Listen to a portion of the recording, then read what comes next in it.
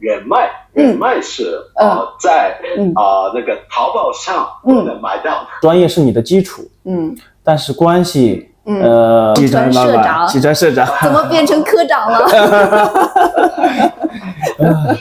很高兴我们再次相见。叫西川总啊，对，西川总，很高兴。上次是在大阪，这次是在线上，快2年了。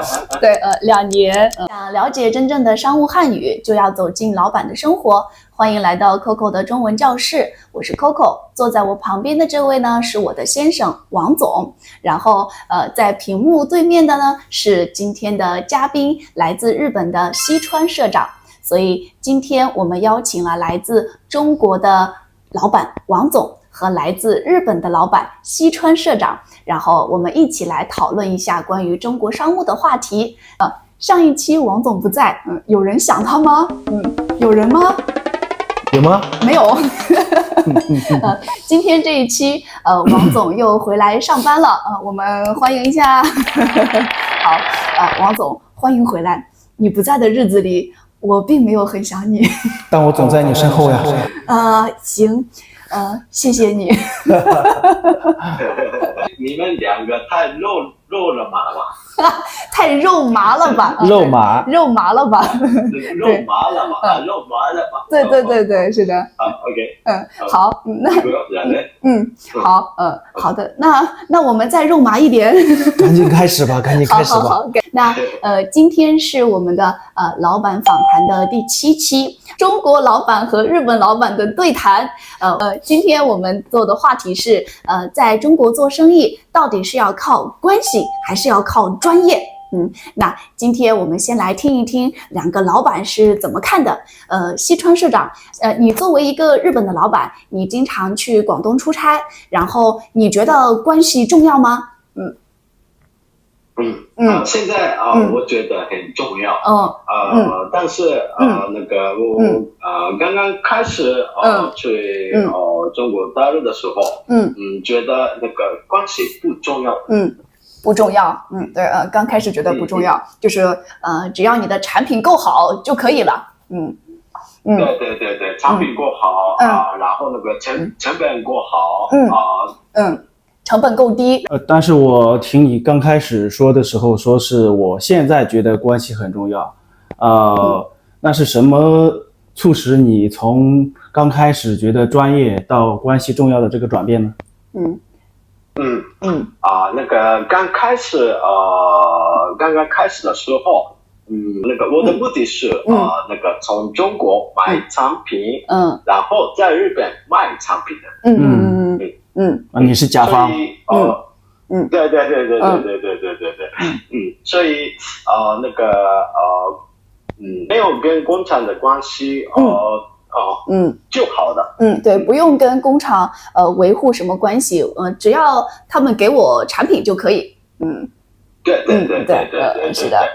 对，那后来是怎么就变了呢？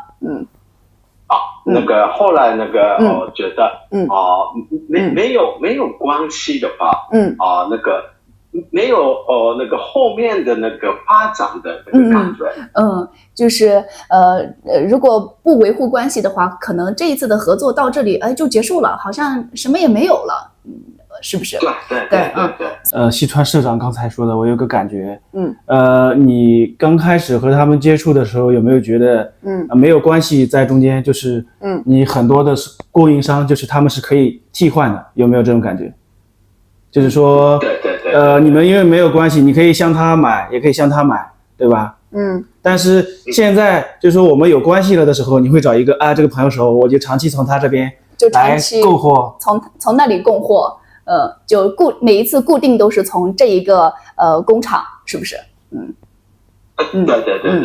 对。这应该就是西川科长后面一个关系发展的一个关键的影响，应该是一个这样子的。西川老板，西川社长，怎么变成科长了？和政府打交道太多了，都是这样的职位。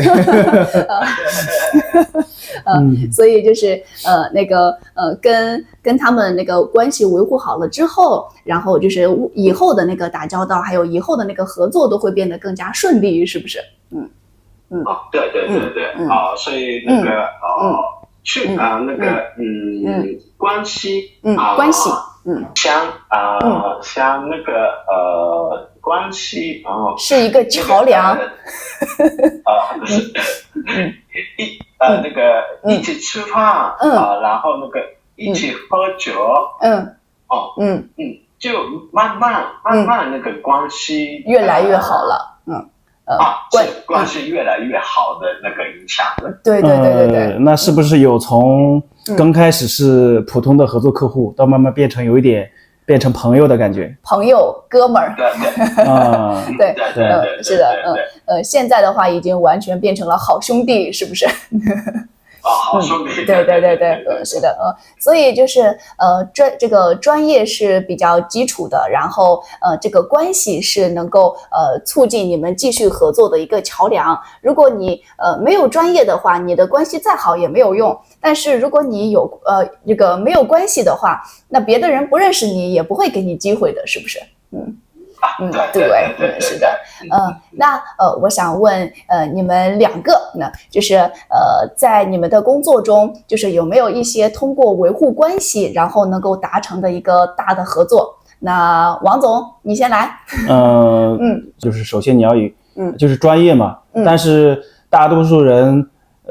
中国的人更讲究朋友，讲究人情世故这个。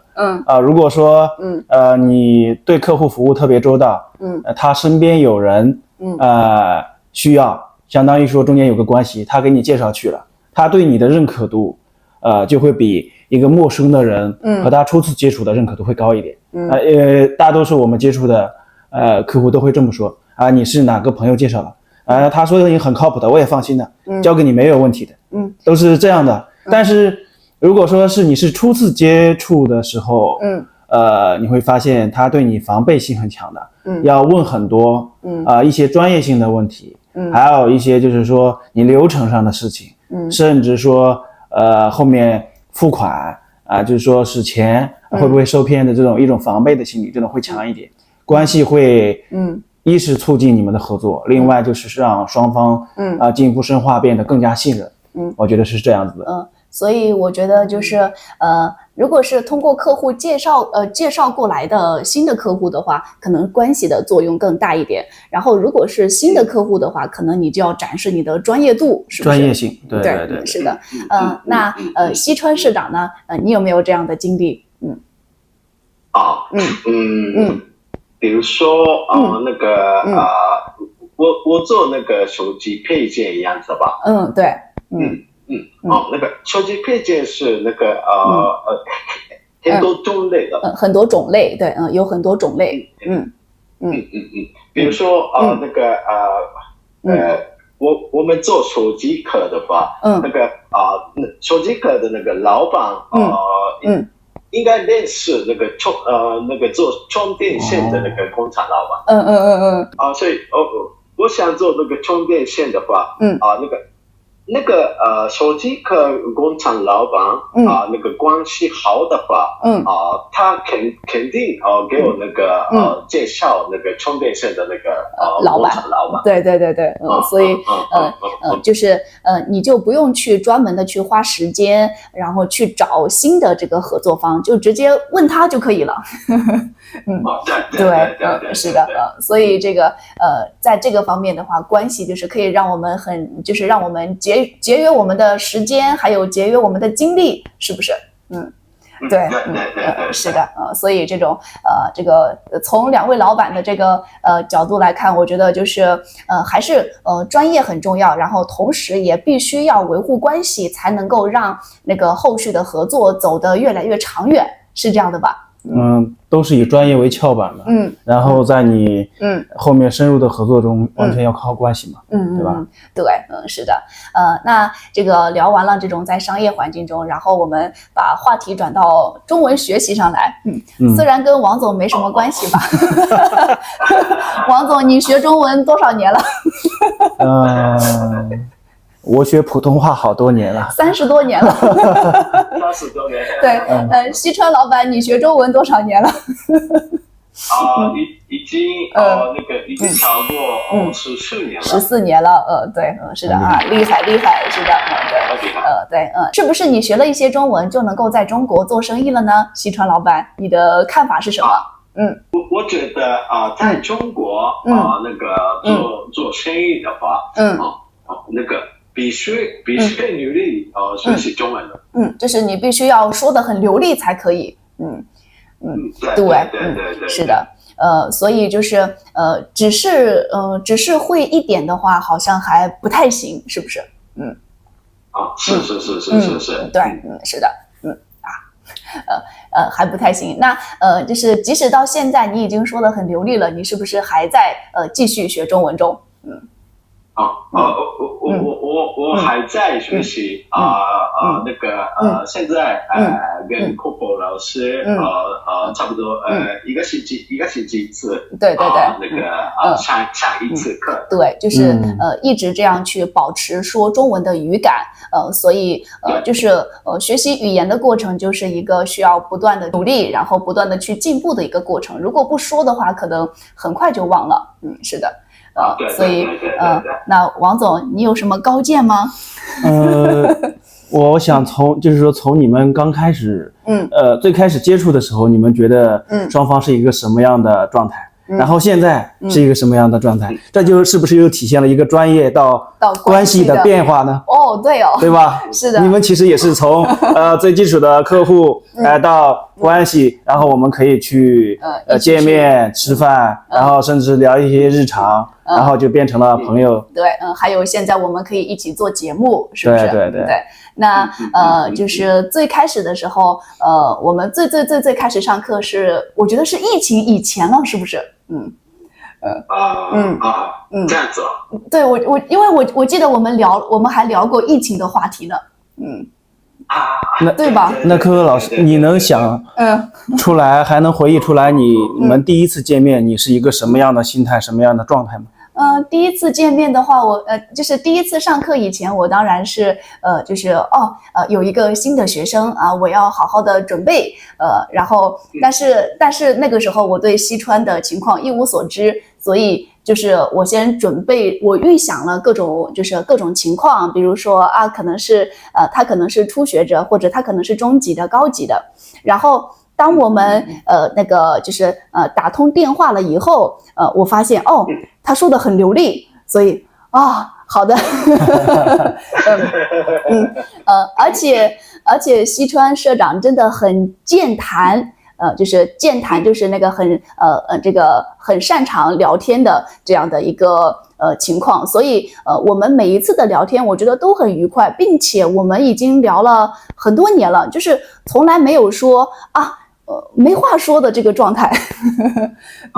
对，是的，对。那西川，你的感觉呢？我开始学习中文的时候，我在那个公司旁边的那个陆山的那个外语学校。对，是的，从那个最基础的拼音开始学，对，对，是的，对，然后那个那时候的那个老师是重庆人，重庆的老师，对，是的，重庆的老师，对，然后但是那个应该那个过了那个一年的时候，那个学校那个倒闭了，是的，倒闭了，老师跑路了，老师没跑吧？对，然后那个后面那个老师那个重庆老师那个个人那个教我中文的，对，是的，然后就这样又学了好几年，是不是？对，然后那个那个后面那个Coco 老师那个教我中文。对对对，所以是的，所以我们认识的时候他已经说得很流利了，然后这几年就是不断的去保持说中文的语感的这样的一个课。是的，对，然后就是到慢慢的后来我们去日本的时候然后我们见面了，并且还吃到了西川社长请我们吃的大餐。那个我们一起吃了那个海鲜，对，是的，非常的好吃，并且呢，我第一次吃到了马肉，对我也是第一次，对，是的，马肉，对，是的马肉刺身等等，所以就等于说，那也是最开始我们是从，就像王总说的，最开始我们是从展现专业，然后到现在的话，那就是一个关系的一个变化，是不是？是这样的吧，王总？我理解的应该是听你们说这么多，就是肯定是你够专业，然后西川才会觉得柯老师专业，我要跟他学，这是一个开始的决定，对吧？然后后面我们慢慢的就是大家上课越来越轻松，也没有太多负担，就是学得很轻松，学得也很好，那这个关系也在里面越来越好。对，所以这也是从关系从专业到关系的一个转变。看来这个我们今天的这个话题无处不在。我们怎么身份换了？现在变成我采访你们了。那再回过来，我再采访你们。那我们再聊一个新的话题，就是在就是维护关系的这个方面，就是西川，你会觉得你喜欢这种维护关系的方式吗？还是你觉得在日本的方法就是保持一定的距离的这种会更好？你觉得哪一种比较好？对话再说一遍。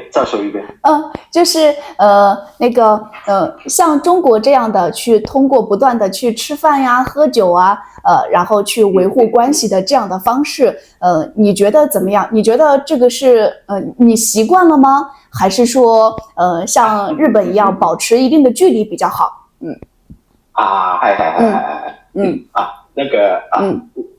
我已经习惯了我已经习惯了那个在中国的那个维护关系的那个这个方法。对，是的，因为但是那个在日本的那个维护关系的方法和那个中国的那个方法不一样的。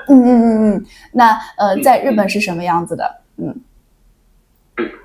那个日本也那个一起吃饭然后那个一起喝酒是那个一个那个方式，但是那个公司对公司的话那个在日本的话在那个公司里那个维护关系那个是在公司里维护关系的那个立场的，就不是个人对个人的，对，是的，对，这一点也很有意思。就是在中国的话，一般我们维护了之后，这个就它很有可能是变成了我们个人的一个资源，是不是？是吧，王总？当然，从小企业来说，大多都是这样子的。因为对客户的管理和梳理，小企业制度都不太完善嘛，没有这一套制度。所以大多都是完全靠你这个人，就我们经常听说一个销售离职了，可以把这个公司就塌了，特别是销冠，对，就可以把公司的所有业务带走，对，就这种状态。是的，就可见这个关系对企业的影响是很大的。对，但是那种就是在中国那种很大的公司的话，他们也会注意到这个问题，然后就相对来说会好一点，就是他走了之后可能只会带走一部分，是不是？都会有流失，但是大企业会就会通过企业本身对客户有一个维护，包括说是平常会有一些其他的人和客户对接，并不是说你突然一个陌生的来和人家接触，人家是提前已经做好那种管理的机制和备案的，所以说会稍微损失会小一点，衔接会好一点。应该那个日本的那个公司不一样的那个感觉。对，所以就像你刚刚说的，日本的话，这个应酬更注重的是公司对公司的，的。中国的话，虽然是说公司对公司，但是在这个过程中是人和人之间的关系加强了这种，对，是的，所以在这个方面还是很不一样的，是的。好，那我们今天差不多就聊到这里。那最后就是请王总和西川总来各自用一句话总结一下你们的观点，怎么样？王总。我觉得对关系和专业这个事情来说的话，怎么说呢？专业是你的基础，但是关系，在中国大家也不是，你可以把关系理解为朋友，就大家更想把一个陌生的关系，让你觉得，有一点朋友的基础，但又并不是特别要好，又有一点距离的，这种朋友，然后你们有点关系，就方便你们后面的磨合和合作。王总说的很好。那西川总呢？你觉得呢？就是你来总结一下你的观点。专业是在那个工作上日本人和中国也很重要的，对，都很重要，是的，都很重要。我的朋友的那个老板以前聊天的时候他叫我西川人脉是在那个淘宝上不能买到的。对，哇，这句话说得很好，对，是的，我们的那个产品或者那个比如说那个衣服那个眼镜等等的话在网络上那个可以买到的吧？对，但是人脉是那个付钱那个不能买的。对，付钱也买不到的，是的。好，那这一期非常的感谢王总和西川总给我们的分享。如果你也对这样的分享感兴趣的话，欢迎在评论区告诉我你们的想法吧。然后如果你们想听王总和西川总聊更多的话题的话，也欢迎告诉我们，欢迎你们分享你们的 idea。然后那我们今天的这个访谈就到这里就结束啦。如果喜欢我们的访谈的话，欢迎别忘了给我们点赞、关注加评论。谢谢大家，谢谢。可以双击啊。对，那谢谢西川总谢谢王总王总就不谢了吧？还是要谢一谢的，谢谢。毕竟这么多期了，也累了。对，好，那下一期的老板的访谈的预告呢，就是下一期是王总的主场好，你又是最重要的。对，那下一期我们聊一聊王总是怎么样从一个打工人牛马，然后到一个老板的，好不好？